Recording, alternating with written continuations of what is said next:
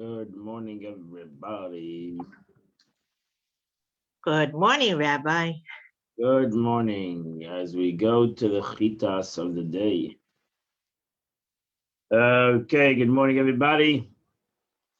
You have to buckle in, buckle up, as we are going to do this week is Vayakel and Pekude. It's two portions together as we end the book of Exodus. And we go back to the building of the Mishkan after going through last week's portion, which deals with the making of the golden calf. Okay, a lot of these two portions are a repetition of the previous two portions, Truma and Tetzava, where there was the command and here was the actual making of the building. Chapter 35, verse number 1. Vayakol Moshe, and Moshe gathered.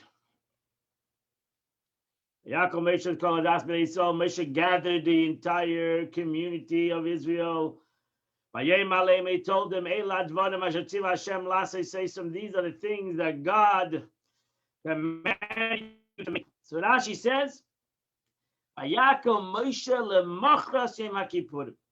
Moshe Rabbeinu, after the third time he came down from the mountain with the second luchos, he came down on Yom Kippur. So this was the next day. And this word is a causative expression, causing someone to do something, because one does not assemble people with one's hands, but through assembling, through one's speech.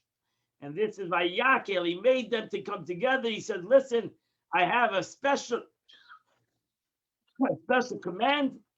God has forgiven us, but we need to build a Beit HaMikdash. Verse 2. 6 days a week you shall work, and the 6 days you shall work, and the 7th day you shall rest. Shabbos labosn Hashem is a Shabbos of Shabbases to God. Whoever works on Shabbos will be. The Rashi says again, the Torah prefaces the discussion of the work of the Mishkan by warning of keeping the Shabbos.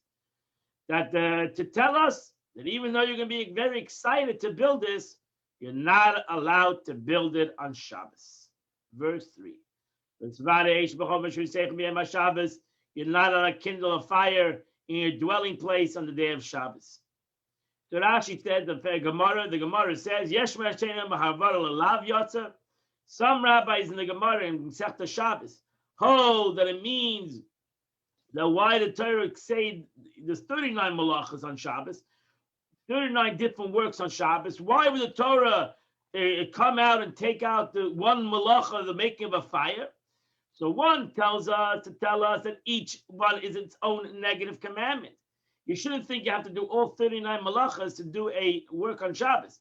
Every one of the malacha is its own work. Some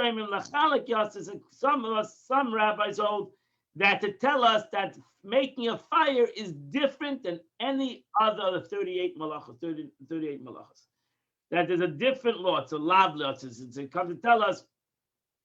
I'm telling you. First of all, the lav yotz come to tell us that it's only a lav. I'm sorry, I made a mistake. One rabbi holds it come to tell us it's only a lav. It's only a negative commandment that doesn't carry death. And the other rabbi holds come to tell us that each aveda has its own entity. Every malach has its own entity. So some hold that it's only to tell us that you don't get death by making a fire on Shabbos. Okay, that's the machlekes in the Gemara. Verse number 4. Moshe Rabbeinu spoke to the Jewish people. This is what God has commanded, and Allah says to me to say to you. Take from you, from them, a truma to God. Everybody who's generous shall give a offering to God. Zav, chesed, gold, copper, silver. The Rashi says, Nediv liboy, the generous-hearted. Since the heart moves him to be generosity, is called the generous heart. I read, and now Rashi says a preface. I read explained the offering of the Mishkan and its works in the place of their command, and that's in Exodus chapter 24 through 25 through 34.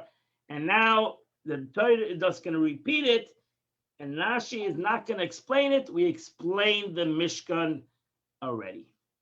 Verse 6. He's in blue, purple, and crimson wool, linen, and goat's hair. Verse 7.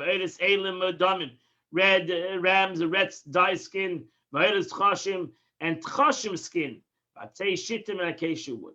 Verse 8. Oil for the lighting, and spices for the anointing of oil, and for the incense. Verse 9. Avnei shoyim and shoyim stones, avnei meluyim and filling stones. Ephod for the ephod, v'lachoshen, and for the choshen, the breastplate. Verse 10. And all those that are smart, they should come. Yasu es kol asher tzivah Hashem, and they will do. They should do everything that the Lord has commanded. Verse 11. As a mishkan, they should build the mishkan, ves oyalei and its tent, ves michseu and its covers, ves karosov, its plank, its claps, ves karoshav and its planks, ves berichav and its bars, ves amudav and its pillars, ves adonav and its sockets. Rashi says the Mishkan is the bottom curtain that was the, remember we learned there was 3 different layers of roof. So Mishkan is the first curtain, that beautiful curtain, that beautiful covering that had the one side it was lions and the other side it was eagles that you saw in the Mishkan. As Ayalai is the second cover, which was the goat's hair for the roof. As Mitzveu, and the upper covering was the ram skin, the beautiful ram skin, and the tachash skin was made of many colors.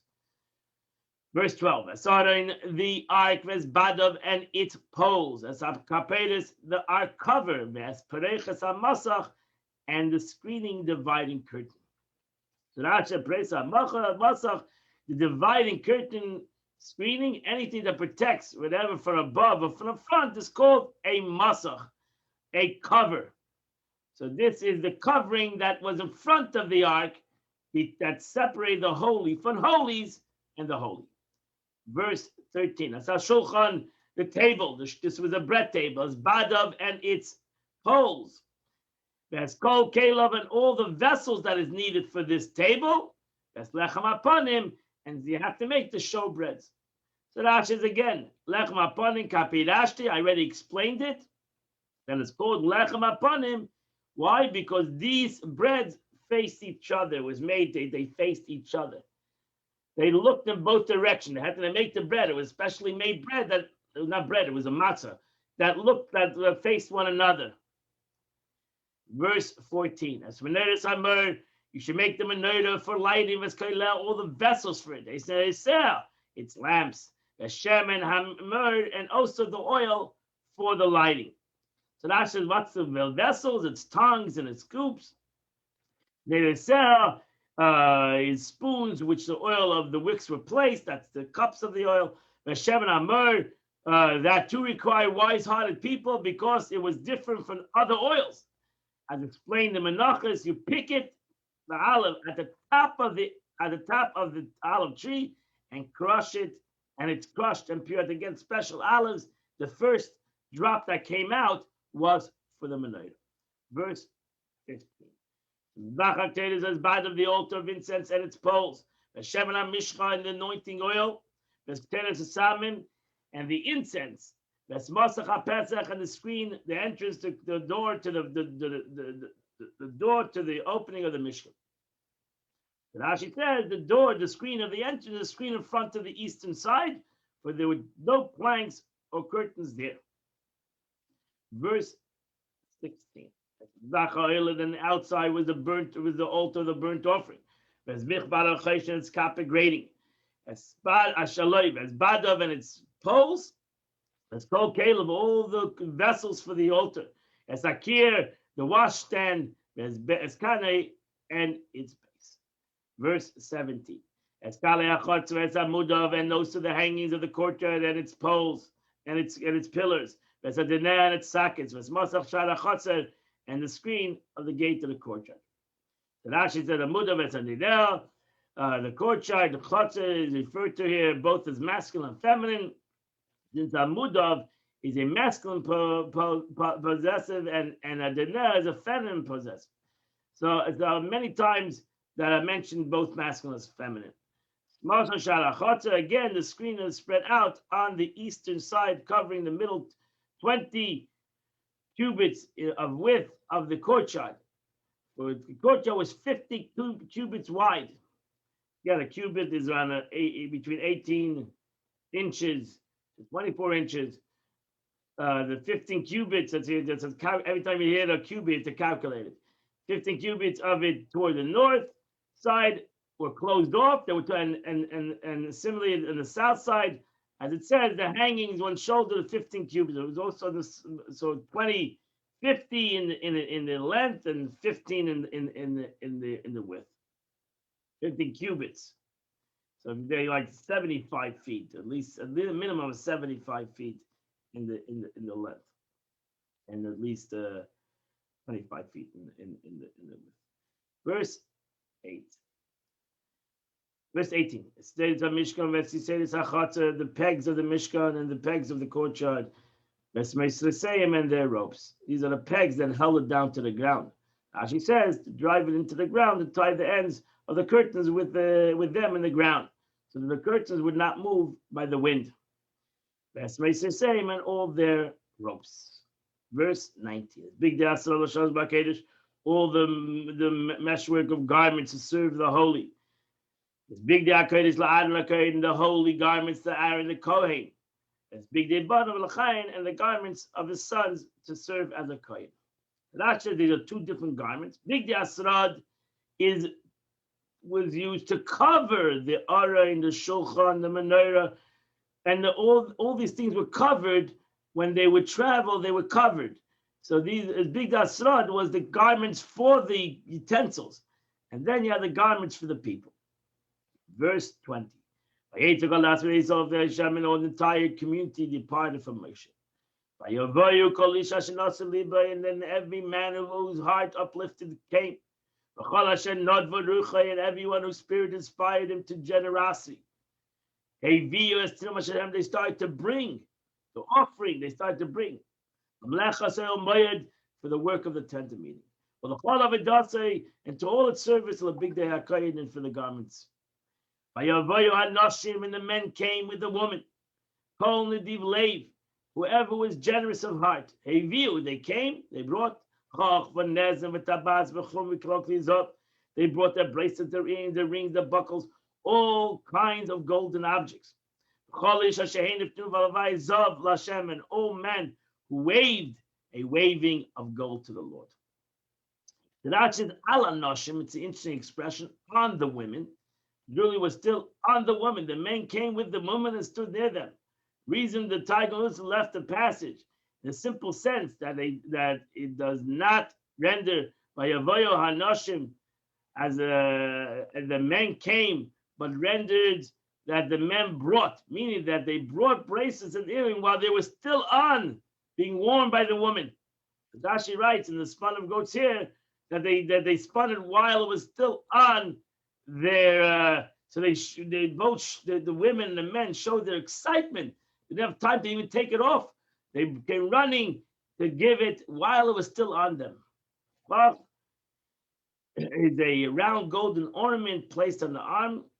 The golden ornaments are placed in a woman's private parts. I don't know what kind of ornament it is. Our rabbi explained the name Chuchmaz is a place of lewdness. They brought all the gold. They used to wear some kind of a golden piece in front of their private parts. Verse 23. And every man who had found blue, Lagamon and purple, Betelashani or crimson wool, the sheish or wool, the sheish, izim, and goat's hair, and red the skins of dyed red, chashim, if they had any chashim skins, they brought it to the building of the Mishkan. Verse 24. Kol made him tumas kasev and the cheshes. Everyone who set aside an offering of silver or copper brought the offering to the Lord. Whoever had acacia wood, they brought everything that was needed. Verse 25. And every wise woman who spun with her hands, who knew how to do weaving, and they and they brought the spun materials. Sargama and Taylor's Vargama and the blue, the purple, the Shani and the crimson wool, the Sashesh and the linen. Verse 26. Nashim and all the women, Asher Nasa Libam, whose hearts uplifted. Isana B'chachma, with wisdom, Pavo Se'idim, they spun the goat here. So now she said this was extremely this constitutes superior skill. For they, the woman, spun on the back of the goat while it was still on the goat. They spun it on the goat itself. And then they cut it off after it was braided. This was a very interesting process. Verse 27. And the princes brought the shoyim stones and the filling stones for the ephod and the choshim. Rashi says, Rabbi said, what prompted the princes? What did the princes see to donate for the dedication of the altar first before the rest of Israel? Why over here? Over when it came to the dedication of the Mizbeach, the sacrifice, the Nesiim jumped forward. And over here, it seemed like they came at the end. While unconscious, they did not donate first to the work of the Mishkan. That is what the princes said. Let the community donate what they will donate, and whatever is missing, will donate. But the problem was the community completed everything, and now they were left with nothing. As it says, and the work was sufficient. So all the great Seknakas, the princes said, what do we do? So they brought the Shoyim stones. Therefore, they brought donations. Therefore, when it came time to donate for the altar, they realized their mistake. The mistake was that you shouldn't have said, oh, let the people first bring, we'll fill it in. When the Eibishter asks you something, run and bring it. And that was the lesson they learned. That's why when it came to the dedication of the Mizbeach, they were not lazy. They were the first ones to bring for the dedication of the Mizbeach, a sacrifice, and that's why it's mentioned there first. Over here, they are mentioned last. Verse 28. There's a Beishem, the spices of oil, there's a Shem and Lamer, and the oil for the anointing oil, the Sheva Mishcha, the Tered Asamens, and for the incense. Verse 29. Kol ish v'isha shenoda liva. Every man and woman whose heart inspired them. Generosity to bring to the work of the Lord. Asher tziva Hashem laseis be'yam Moshe, which God had commanded through Moshe. B'nei Yisrael, the children of Israel brought the gifts. The Gaval Hashem, a gift to the Lord. Yidden, the Jews, responded quickly. Holding the Tanya, finished the Chumash today. We go to the Tanya of the day for the 23rd day of Adar, Sunday the 23rd. We go to chapter 37. We start chapter 37 of Tanya. Now, the Rebbe just explained that we're going to see the revelation, real revelation, and reward. Our reward for our mitzvahs and the revelation of godliness will be when Mashiach comes. When there'll be not only Mashiach comes, there will be Tchias HaMesim, the resurrection of the dead. We will merit and see then godliness physically, because until then we only receive our reward in Gan Eden, in paradise, when our soul leaves the body. But real reward is when the soul is in the body. And when the soul is in the body and can have revelation, that is true reward. And that will be when Mashiach comes and when there will be the resurrection of the dead. So that's what the Alter Rebbe now starts chapter 37 to continue to explain this concept. Now, the ultimate perfection of the Messianic era, and the resurrection of the dead, which is what is it, Mashiach? And what is the resurrection of the dead? Is the revelation of Ein Sof, of the infinite light of God, in this physical world. So that is the ultimate gift, the ultimate reward, which we will merit. Mashiach comes, but there's a big but in it. So don't get, because you have to do a lot to merit that. That's what the Alter Rebbe continues. It's all dependent on the actions, our actions, and divine service. It all depends on the way we are going to serve God today. In the time of Golus, what we acquire today, that's what we'll have when Mashiach comes. So the more we acquire today, the better it will be. Mitzvah, for the mitzvah itself causes the mitzvah ba'atzma. The reward of the mitzvah is the mitzvah. So what is the reward when the Mashiach comes? And Tchias HaMesim is all what you do today. So what you acquire today, what I acquire today in knowledge and in mitzvahs, these are the garments that I am going to wear, so to say, garment. So the garments that I acquire today, which is everything that I learn and every mitzvah that I do and every darkness I overcome and every challenge I overcome, when Mashiach comes, these garments will be my vessel, so to say. They'll be my conduit that will connect to this Oir Havaya, that will bring down upon me this Oir Havaya. So if I don't have any mitzvah, I'll merit Mashiach, but I won't see that revelation. I won't have that revelation. Why? Let's do it. See, because before we got mitzvah, what happens when a Jew performs a mitzvah today? Man draws down a revelation of blessing and say from above to below. Islam is begashim be'elam hazeh, to be clothed in a physicality of this world. It is something that was under the dominion of Klippa, and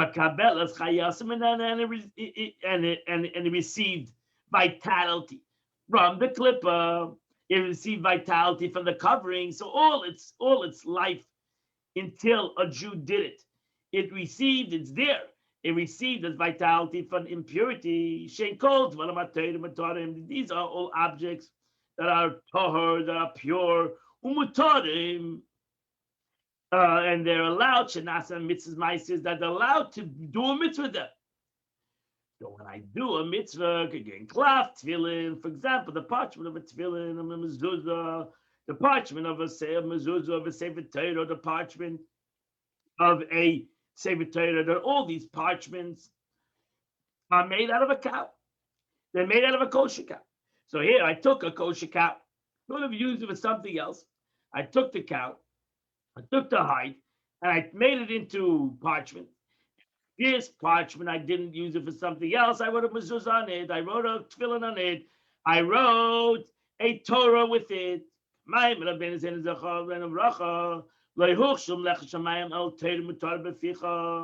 And it says, the work of heaven, when you want to do a mitzvah, you have to do a mitzvah with something that is permitted. That's expression, mitzvah above Aveda. If God forbid you do a mitzvah through doing an Aveda, what is the gain out of it? There's no gain out of a mitzvah that's done through an Aveda. A mitzvah done through an Aveda is not a mitzvah. Dafka, a mitzvah that's done through a mitzvah. A mitzvah that's done through something that's permitted, not through something that's prohibited. An esrog she'ena orla, so to an esrog that's not orla, it's not orla of a forbidden fruit. It's in the 3 years, 4 years. Uma is stuck on a person that gives charity, she'ena gezel, that's not through theft. When I do a mitzvah through these concepts of permitted avenues, because orla, the commentary over here, that's the commentary, the note, Alter Rebbe's note. The orlis comes from total unclean klipot, that they cannot be elevated. So you cannot take an esrog. Even might be the most beautiful esrog, but since this tree is within its 4 years of growth, the esrog has no value. It might be beautiful. It might be the most beautiful esrog in the world. It is unkosher esrog. Moshe Bai Beitz Chaim has brought down in Eitz Chaim and Kabbalah that's nothing. It's klippa. And so to every mitzvah that's performed through doing a sin. Every mitzvah that's done through doing a sin, it's basically unelevatable. You might have done an unbelievable mitzvah, but the mitzvah has not accomplished anything in this world because it's connected to impurity. But we're not talking about that. We're talking when you do the mitzvah, you took an esrog from a kosher tree, and it's a kosher esrog. You took a kosher animal. You took money that you received kosherly. Now you did the commandment, and you used out the charity, and you took the money, used out the charity. What happens? Then the vitality, the life force in this esrog, in this mezuzah, in this Torah, in this charity, it becomes part of holiness. Which is the divine will of God, which is closed in this mitzvah. Why? Because in this mitzvah, there's nothing concealed. I did the mitzvah for the sake of God. Nothing is concealed for this mitzvah. There's nothing hidden. It has the will of the Eibishter, God, in this mitzvah. So there's a total revelation of God in this mitzvah. And so to not only does the godliness permeate the mitzvah itself, but it goes even further. My hand gave it stucker. My hand put on the tefillin. My hand walked to shul. My feet walked to shul. My head learned the Torah. What happens is, similarly, the power of vitalization of the animal soul clothed in the body and limbs of a person who performs a mitzvah likewise clothes itself in the deed of the mitzvah. And it transcends and ascends for the klippa to be absorbed in the holiness of the mitzvah, which is his will and is nullified within the blessed Eitzah. So I'm going to go down daven in a couple of minutes. I'm going to put on my tefillin, my hand, my head. I'm going to daven. My whole existence is going to be bottled, and hopefully I do it correctly, and I do it kavana, and I don't get distracted, and I'm focused to give myself over for the next half an hour, 45 minutes to the service of God. I've now nullified my existence to the light of God. And so too in the mitzvah of Talmud Torah, when I learn Torah, v'kriyah Shema, when I say the Shema, v'tfilah, when I daven,